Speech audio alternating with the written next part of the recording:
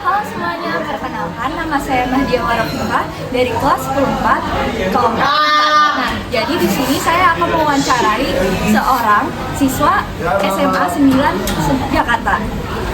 Perkenalkan, nama saya Rizky dari kelas 10-5. Oke, jadi di sini ada beberapa pertanyaan yang bakal kamu jawab. Nah, yang pertama itu, menurut pendapat kamu, empati itu apa sih? Empati itu sebuah rasa pedulian sosial untuk orang lingkungan sekitar kita. Terus contoh empati di sekolah itu apa aja? Contohnya, maaf ya, kita mungkin punya teman disabilitas, itu bisa kita bantuin kalau misalnya dia ada yang harus dibantu. Kayak bantu jalan. Iya. Terus yang ketiga, kalau misalkan ada teman yang kesusahan dalam pembelajaran, apa yang akan kamu lakukan? Pertama, aku lihat dulu, dia ini beneran bisa atau hanya ngomongin saja. Kalau beneran dia bisa, akan aku bantu sebisa. Terus gimana sih cara kamu membuat teman yang sedang sedih? Paling pertama, coba aku lihat dulu nih, apakah temennya yang lagi di saksi di tempat tadi. Ini kenapa masalahnya? Terus kalau misalnya aku merasa aku bisa membantu, aku bakal coba hubungi dia dulu terus ajak ngobrol. Iya. Terus yang kelima, menurut kamu empati itu penting atau tidak? Penting banget.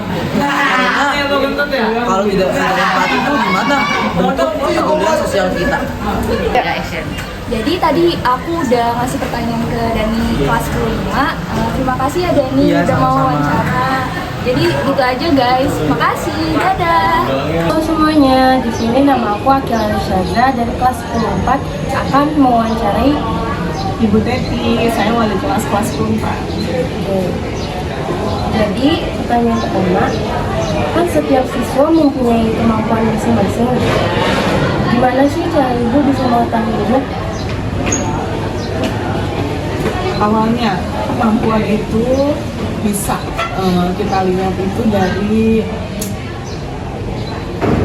tes dulu, tes awal ya, tes awal kayak di pelajaran saya coba tes tentang Pancasila dan Undang-Undang Dasar RI 1945, kemampuannya apakah dia benar-benar hafal atau enggak. Jadi udah tahu tuh di situ. Jadi seperti itu. Mungkin di mapel yang lain beda-beda. Terus pertanyaan kedua, bagaimana cara ibu untuk mendekati anak yang sangat tertutup dan sulit untuk bergaul dengan teman lain? Caranya kita ajak ngomong dari hati ke hati, pendekatan persuasi, diajak ngomong, diajak bicara, nanti lama-lama juga dia pasti akan membuka dirinya, terutama ke orang yang mengajak ngobrol duluan kan.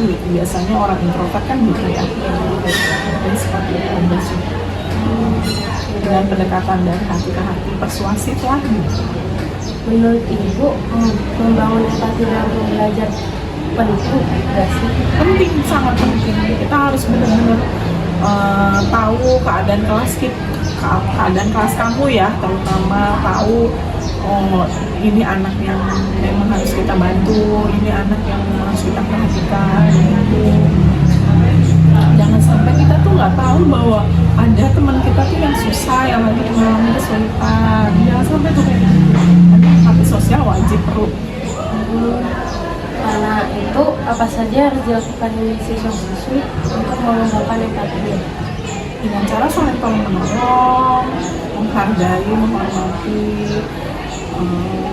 memberi yang kita punya, memberi sedikit yang kita punya itu nggak membuat kita nanti miskin, bahkan malah membuat kita tuh semakin menjadi orang yang baik. Kan tadi saya sudah menanyakan tentang bagaimana ibu mengetahui kemampuan masing-masing siswanya, cara mendekati anak yang tertutup dan lain-lainnya. Nah yang terakhir, saya ingin bertanya, mengapa kita harus berempati kepada orang lain dan manfaat bagi diri kita sendiri itu apa? Kita harus berempati sama orang lain itu bagian, kalau dalam agama Hindu, agama Islam adalah bagian dari amal soleh, berbuat baik. Balasannya pasti pahala dari Allah. Kalau terus kita juga kalau berbuat baik sama orang sama dengan berbuat baik kepada diri kita sendiri, ya kan? Iya. Oke, baik. Terima kasih ya Bu Titi atas jawaban-jawaban yang sudah diberikan. Sekian wawancara dari saya ke Alexander kelas 4. Terima kasih kepada Bu Titi yang telah memberikan waktu-waktunya. Sama-sama.